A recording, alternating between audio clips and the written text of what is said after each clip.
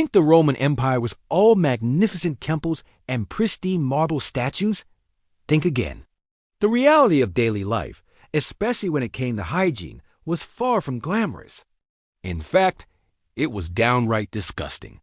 Forget what you've seen in the movies. Today, we're diving into the grimy, smelly, and shocking truth about public hygiene in ancient Rome. Let's start with something you might think was a pinnacle of Roman civilization, the public baths. While they were incredible social hubs and architectural marvels, their hygiene standards were, well, non-existent.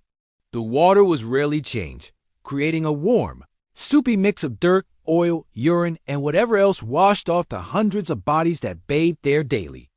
It was a breeding ground for bacteria and diseases. Imagine sharing your bathwater with an entire neighborhood. That was the Roman reality.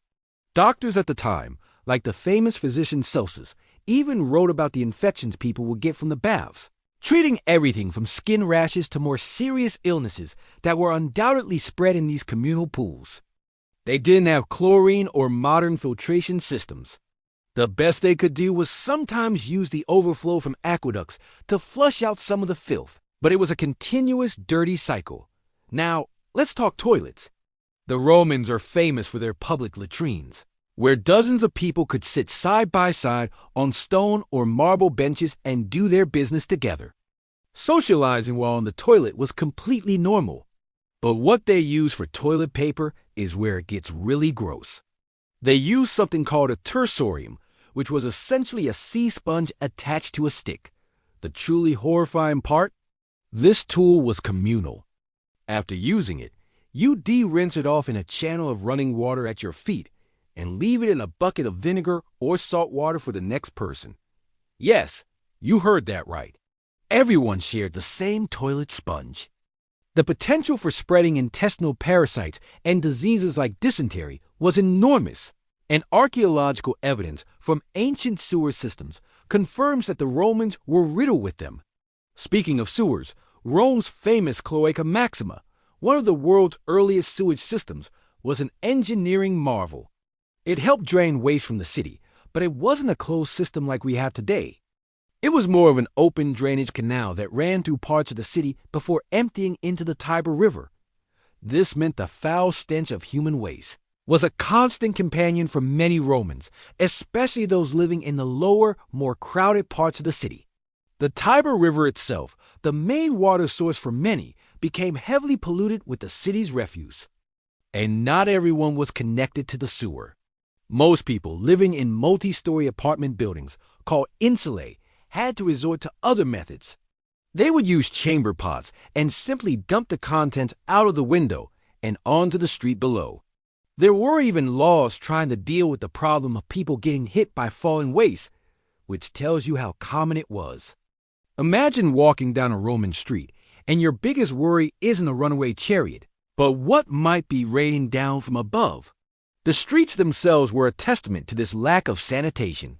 They were filled with garbage, animal waste from livestock being herded through the city, and of course, the contents of those chamber pots. The iconic Roman stepping stones you see in places like Pompeii weren't just for decoration.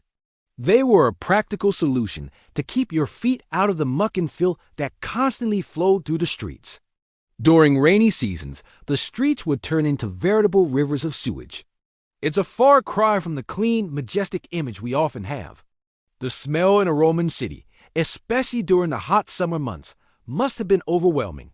A combination of rotting garbage, human and animal waste, and the smoke from countless fires would have created a potent and unforgettable aroma. Even food preparation wasn't safe. The Romans used a popular condiment called garum, a fermented fish sauce. It was made by taking fish guts, salt, and other fish parts, and leaving them in the sun to putrefy for months. The resulting liquid was then strained and used to flavor almost everything. While it was considered a delicacy, the production process was incredibly smelly, and its consumption probably contributed to the spread of parasites like fish tapeworms, which have also been found by archaeologists studying Roman remains. So, even their food was a potential source of illness. When you combine this with the contaminated water sources and the generally filthy living conditions, It's a miracle the population survived at all. Life expectancy was low, and disease was rampant.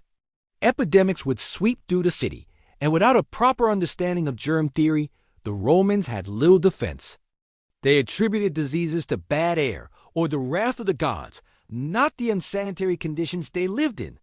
While their engineering was advanced for its time, their understanding of public health and hygiene was severely lacking. The magnificent aqueducts brought fresh water to the city, a true feat of engineering.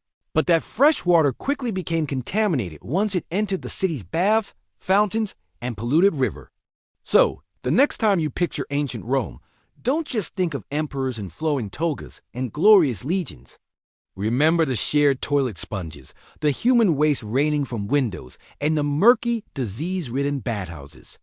The Roman Empire was powerful and innovative, but it was also incredibly, profoundly gross. It really makes you appreciate modern plumbing and a simple roll of toilet paper, doesn't it? The grand spectacle of Rome was built on a foundation of filth. Thanks for watching this dive into the dirty details of history. If you found this surprisingly disgusting, hit that like button and subscribe for more shocking truths about the past. Let me know in the comments what other historical myths you want me to bust. See you next time.